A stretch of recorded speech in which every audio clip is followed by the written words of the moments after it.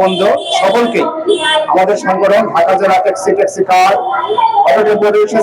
Union regiment Dhaka সরাসরি কেন্দ্রীয় কমিটির পক্ষ থেকে সংগ্রামে শুভেচ্ছা জানাচ্ছি। সম্মানিত চালক বন্ধুরা, আপনারা ইতিমধ্যেই অবগত হয়েছেন আজকে এই প্রোগ্রামটি আমরা করছি ঈদের আগে।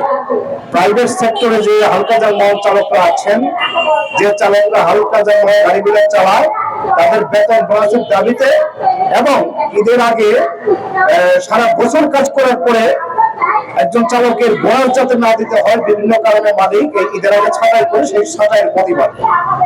এর বাইরেও আমরা দীর্ঘদিন যাবতই চালক শ্রমিকদের বিভিন্ন অধিকার আদায়ের লক্ষ্যে বিভিন্ন সময় আন্দোলন সংগ্রাম করে আসছি। অতি দুঃখের সাথে বলতে হয়, আমার এই হালকা যানবাহন চালক শ্রমিকরা মালিকের চাকরি নিতে গেলে মালিক ভোটার আইডি কার্ড, ড্রাইভিং লাইসেন্সের ফটোকপি, চেয়ারম্যান সার্টিফিকেট, অ্যাভারেন্স সহ বিভিন্ন রকমের তথ্য নিয়ে থাকে। কিন্তু দুঃখজনক হলে সত্য, আমার এই চালকদেরকে নিয়োগপত্র দেওয়া হয় না। নিয়োগপত্র না দেওয়ার কারণে আমার এই চালক কখনো 5 বছর, কখনো 10 বছর, কখনো আরো অধিক সময় একজন মালিকের কাজ করলেও একদিনে 19 থেকে 20 হলে এই চালকদেরকে বাদ দেওয়া হয়। আমরা সংগঠনের শুরু লগ্ন থেকেই আমরা রাষ্ট্রকে বলার চেষ্টা করেছি যে হালকা যানবাহন চালকই একমাত্র পেশা যারা প্রতি 5 বছর পর পর রাষ্ট্রকে ট্যাক্স দিয়ে লাইসেন্স রিনিউ করে। তাহলে প্রতি 5 বছর পর পর রাষ্ট্রকে ট্যাক্স দিয়ে আমি লাইসেন্স রিনিউ করছি, কিন্তু এই রাষ্ট্র আমার নিয়োগপত্রের ব্যবস্থা করছে না, আমার পরিচয়পত্রের ব্যবস্থা করছে না। এই নিয়োগপত্র না থাকার কারণে এই মালিক শ্রেণী যখন মনে চায় আমার এই শ্রমিককে বাদ দিয়ে দেয়। এখন ঢাকা শহরে একজন গাড়ি চালকের উপরে 4 থেকে 5 জন 6 জন পর্যন্ত মানুষ নির্ভরশীল। হঠাৎ করে একজন চালককে যখন বেকার করে দেয়, সেই চালকের কি অবস্থা হতে পারে, সেই চালকের ফ্যামিলির কি অবস্থা হতে পারে, সেটা কিন্তু আপনাদের চিন্তা করার বিষয় আছে বন্ধুরা। সম্মানিত বন্ধুরা, আমরা ইতিমধ্যে জানতে পেরেছি 5 বছর পর পর এই রাষ্ট্রকে ট্যাক্স দিয়ে লাইসেন্স করার পরেও এই হালকা যানবাহন চালকদেরকে নাকি এখন পর্যন্ত শ্রমিক হিসেবে স্বীকৃতি দেওয়া হয়নি।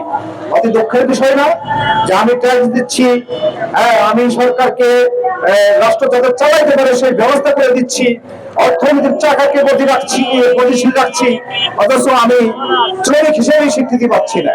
অন্যান্য পেশা শ্রমিকদেরকে তাও বলা হয় যে শ্রমিক, কিন্তু প্রাইভেট কার মালিক সহ হালকা যানবাহন যারা চালায় তাদেরকে নাকি শ্রমিক হিসেবে স্বীকৃতি দেওয়া হয়।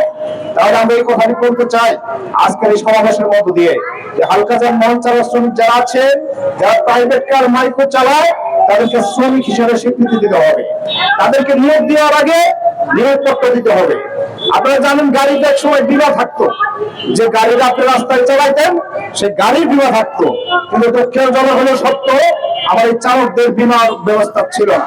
আমাদের চালকদের ঝুঁকিপূর্ণ পেশা হিসাবে বিমার ব্যবস্থা করানোর দাবি জানাচ্ছি। আপনারা জানেন আপনাদের যে বিগত যে সরকার চলে গেল, সে 2022 সালে একটা হিসাব আমরা দেখেছিলাম, সেখানে সেন্টার ফর সিকিউরিটি গাইডলাইন একটা প্রতিষ্ঠান হিসাব করে দেখিয়েছিল ঢাকা শহরের মতো জায়গায় 4 সদস্যের একটি পরিবার নিয়ে চলতে গেলে শুধু খাওয়া বাবদে নাকি 24,000 টাকা প্রয়োজন হয়। এখন শুধু খাওয়া বাবদ 24,000 টাকা প্রয়োজন হলে তাহলে বাসা ভাড়া আছে, সন্তানদের স্কুল আছে, বৃদ্ধ বাবা মার খরচ আছে। তাহলে সেই জায়গাতে আমার এই প্রাইভেট কার চালকরা 2026 সালেও এসে চাকরি করে কেউ 18,000 টাকা, কেউ 20,000 টাকা, কেউ 22,000 টাকা, কেউ 24,000 টাকা। কি পরিমাণে বৈষম্য! এখন আপনি চালকদেরকে বলবেন নিরাপদ সড়ক করতে, 20-22,000 টাকা, 18,000 টাকা বেতনে চাকরি করে এই চালকরা কি আসলে মনের মধ্যে গাড়ি চালাইতে পারবে? তার পক্ষে কি আদৌ সম্ভব নিরাপদ সড়ক তৈরি করা? আমাদের কাছে মনে হয় না যে সম্ভব। তাহলে যদি 4 সদস্যের একটি পরিবার চলতেই 24,000 টাকা লাগে, খাইতে শুধুমাত্র 24,000 টাকা লাগে, তাহলে ওই চালকের বেতন হওয়া উচিত। এই জন্য আমরা বলেছিলাম এই হালকা যানবাহন চালক শ্রমিকদের সর্বনিম্ন মজুরি 35,000 টাকা দিতে হবে। বন্ধুরা, আমরা রাষ্ট্রকে বলার চেষ্টা করছি, রাষ্ট্র যদি মনে করে যে না হালকা যানবাহন চালকের জীবনও চলছে এভাবেই চলুক, আমরা তাদেরকে দেখবো না, তাদের কোনো দায়িত্ব নেব না, তাহলে যে আপনারা যা বলছেন সড়ক নিরাপদ করবেন, সেই সড়ক নিরাপদ করা আপনাদের দিবা স্বপ্ন ছাড়া আর কিছুই না বন্ধুরা। কারণ হচ্ছে যে গাড়ি চালাইতে গিয়ে আমার একজন চালকের যদি মনে হয় যে আমার বাসায় বাজার নাই, গাড়ি চালাইতে গিয়ে আমার একজন চালকের যদি মনে হয় আমার সন্তানের স্কুলের বেতন দিতে পারি নাই, গাড়ি চালাইতে গিয়ে আমার চালকের যদি মনে হয় যে আমার বৃদ্ধ বাবা মার ওষুধের টাকার খরচ আমি দিতে পারি নাই, তাহলে তো ওই গাড়ি চালক রাস্তায় তো সুন্দরভাবে গাড়িটা পরিচালনা করতে পারবে না। ওই গাড়ি চালক চিন্তামুক্ত ভাবে, ঝুঁকিমুক্ত ভাবে ওই গাড়ি চালক গাড়ি চালাতে পারবে না। তাহলে সড়ক নিরাপদ করার অন্যতম শর্ত হচ্ছে এই চালক শ্রমিকদেরকে নিরাপদ রাখা। চালক শ্রমিকদেরকে নিরাপদ না রাখলে আপনারা সড়ক নিরাপদ করতে পারবেন না। এর বাইরে চালক শ্রমিকদের যে সামাজিক মর্যাদা বর্তমানে আমরা যে দেখছি, আমরা রাস্তা গাড়ি চালাতে গেলে এমন একটা অবস্থা হয়, আমাদেরকে সমাজের বিভিন্ন শ্রেণী পেশার মানুষ সেটা বুঝে হোক না বুঝে হোক বিভিন্ন ভাবে হ্যারাসমেন্ট করার চেষ্টা করে, বিভিন্ন ভাবে।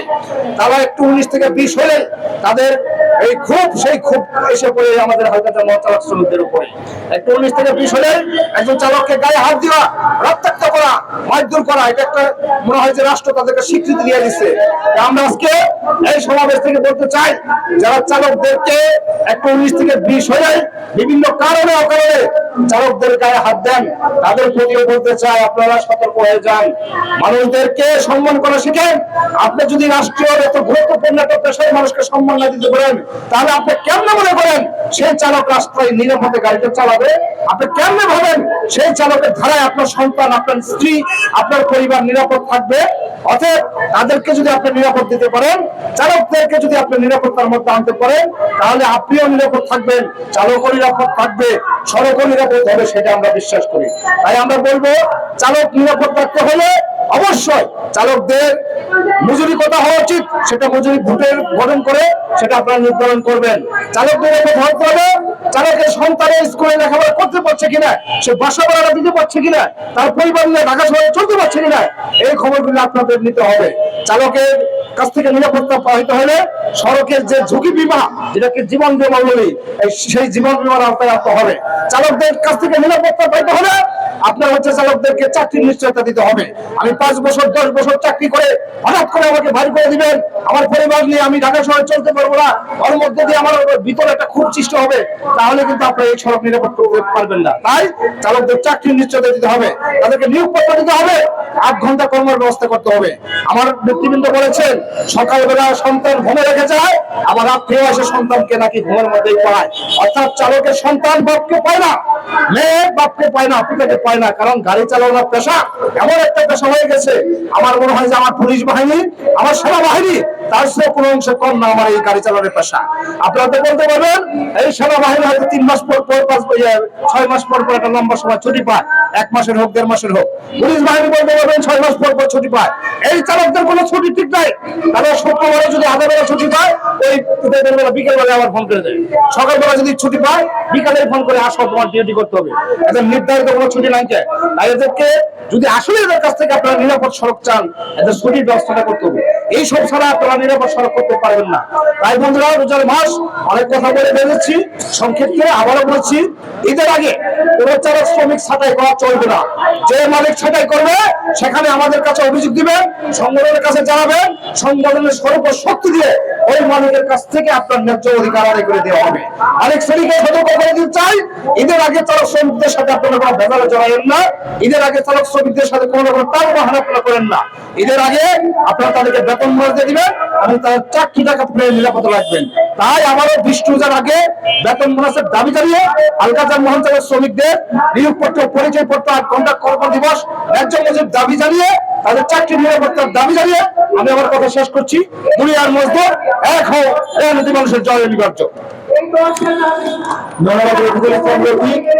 আমাদের আজকের এই সমাবেশে উপস্থিত আছে আমাদের ইউনিয়নের